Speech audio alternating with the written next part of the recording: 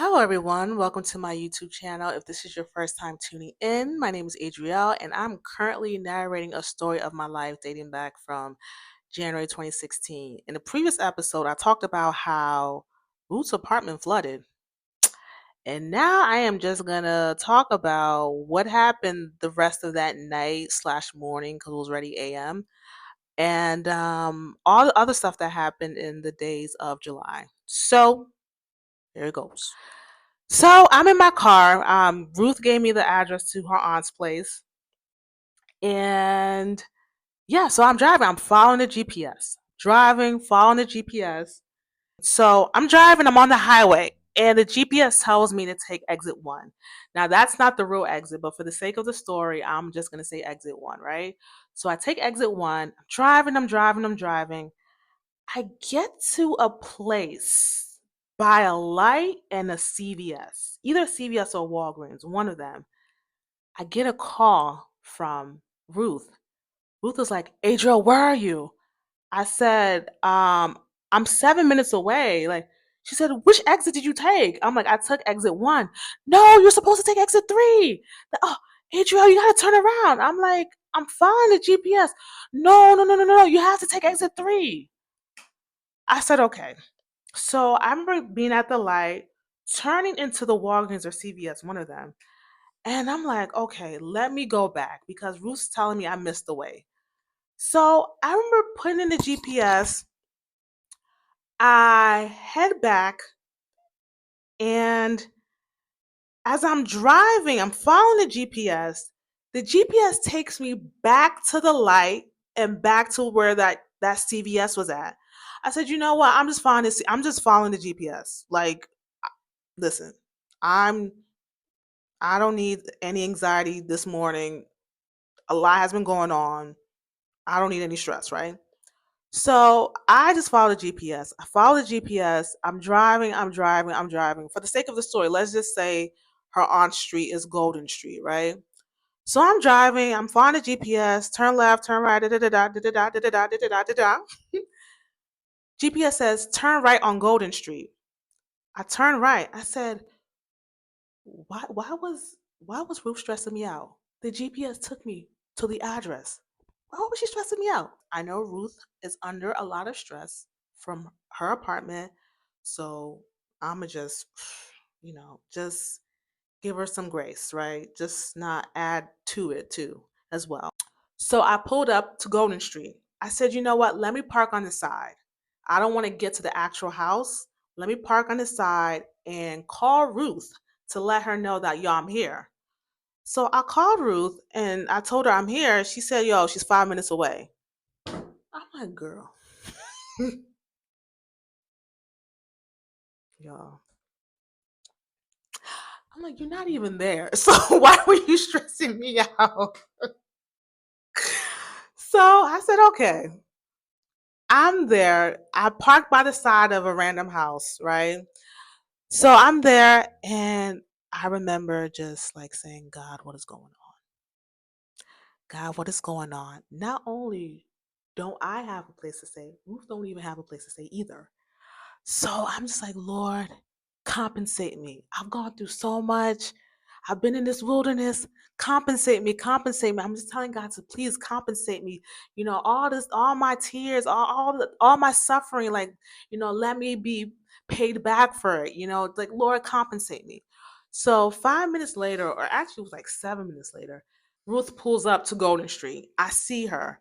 So I start my car and I start driving and I drive to her aunt's actual house. So I parked my car in the driveway. Did I park my car in the driveway? Yeah.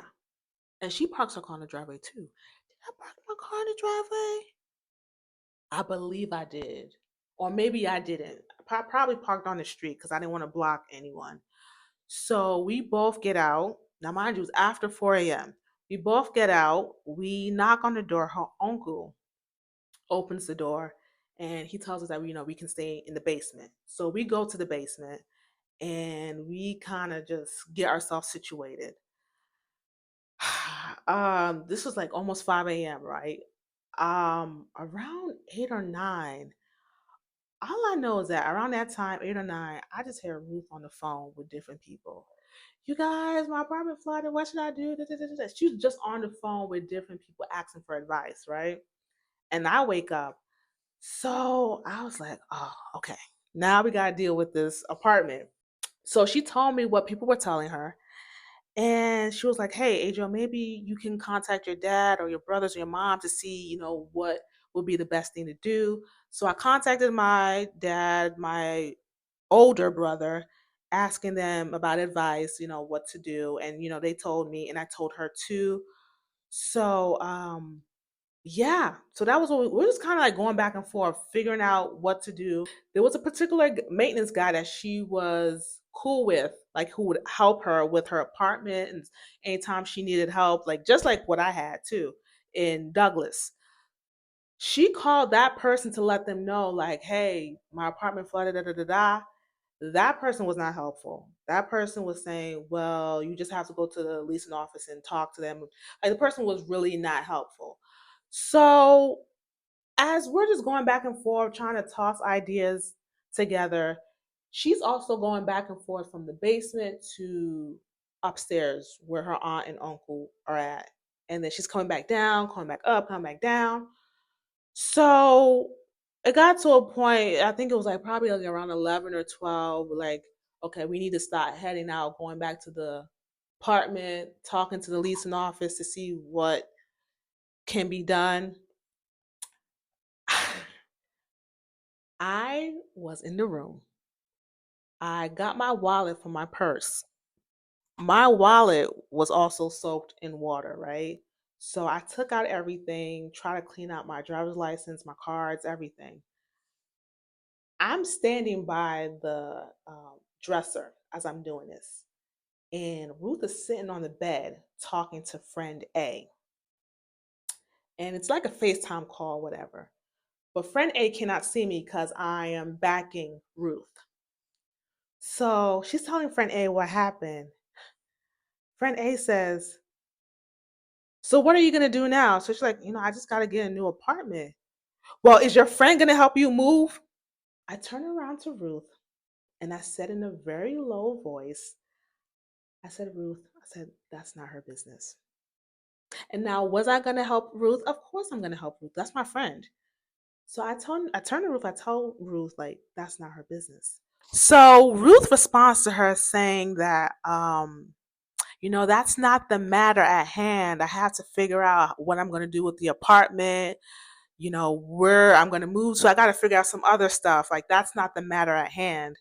And she says, well, she better help you move. Like, if that was me, I'll make sure she helps me move. Like, she better help you move. It's like, yo, I could not understand. Like, this girl was so flustered by me. I did not know this girl from anywhere. I did not know her from anywhere. I somehow offended her. Just by me being me, I offended her. And I'm like, you know what? This girl's just a weirdo. I listen, that's your friend. I didn't say that I was her friend, but I did make it clear to Ruth, like, no, like that's not her business. Like. So, anyways, getting myself together. Ruth is also getting herself together, and I remember Ruth going back upstairs, and then she comes back down, and she says to me that, yeah, Adriel, my aunt said that you weren't allowed to go upstairs because of the whole, vid. She didn't want it to pass around. Is that the real reason why she don't want me to go upstairs? Now, mind you, I myself personally was happy that she said that because I didn't want to see her either, especially with all the information I found out the day before. I wasn't trying to see her. I wasn't trying to see her. I wasn't trying to communicate or talk to her. So when Ruth said that I wasn't allowed to come upstairs, I was like, "Yo, that's fine with me." But I knew the whole, the vid is outside. She don't want it to spread. I knew that was bogus, right?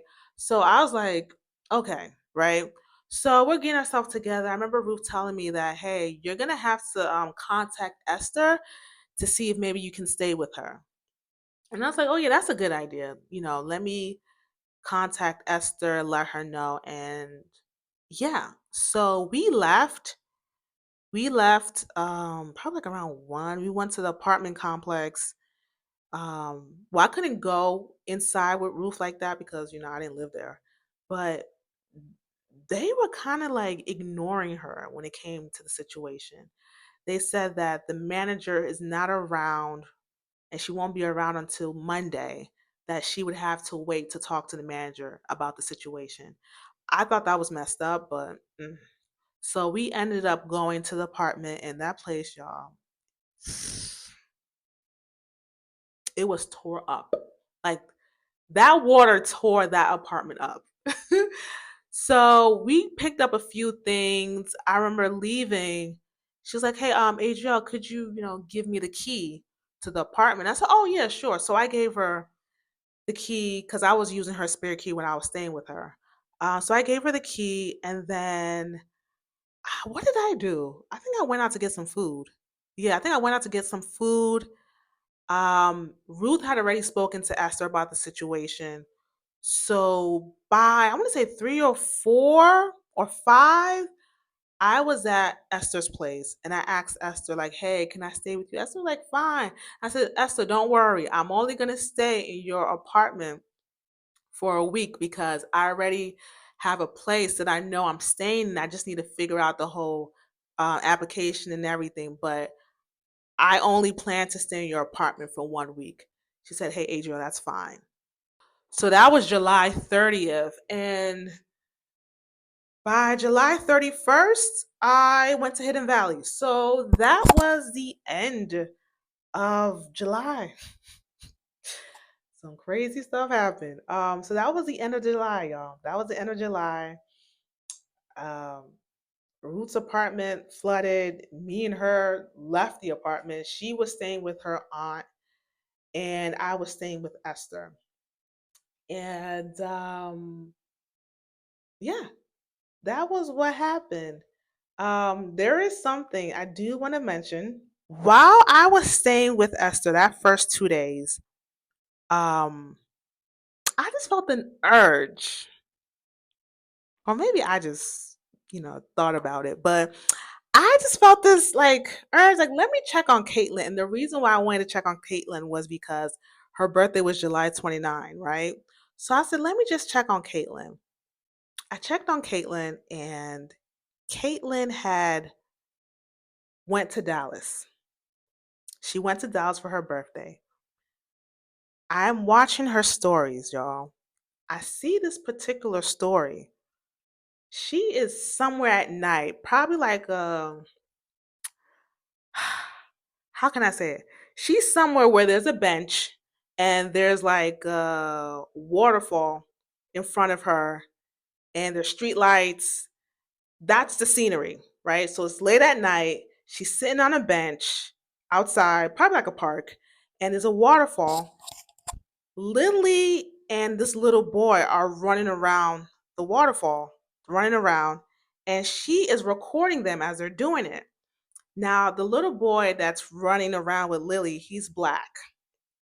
And they're doing it, she's recording it, and she put in her story that yeah, stay away from these little boys. They're no good, or something like that. So as she's recording and she records to the side. Next to her is a man who has a beard and who has gym shorts. He has gym shorts and he has like a regular t-shirt, and he has this what's that bag that these men wear? Like, I don't know, the bag that they put over their chest or whatever. He had that on. So I immediately paused the story. I said, is that Brandon? Is that Brandon? I paused and replay, pause and replay, pause and replay that story so many times, y'all. And every time I kept on pausing and replaying, because I'm trying to find out if it's Brandon, right? Anytime I got to the point where she put the camera on him, his face was turned around. So all I saw was his side. I couldn't see his eyes. I couldn't see his full face. I couldn't see his eyes. I really couldn't see anything. I could only see his side profile. So I'm thinking, is this Brandon? I really couldn't tell. But I knew the dude had a beard on his side. He had his strap bag, whatever they call it. He had gym shorts. I'm thinking, is this Brandon?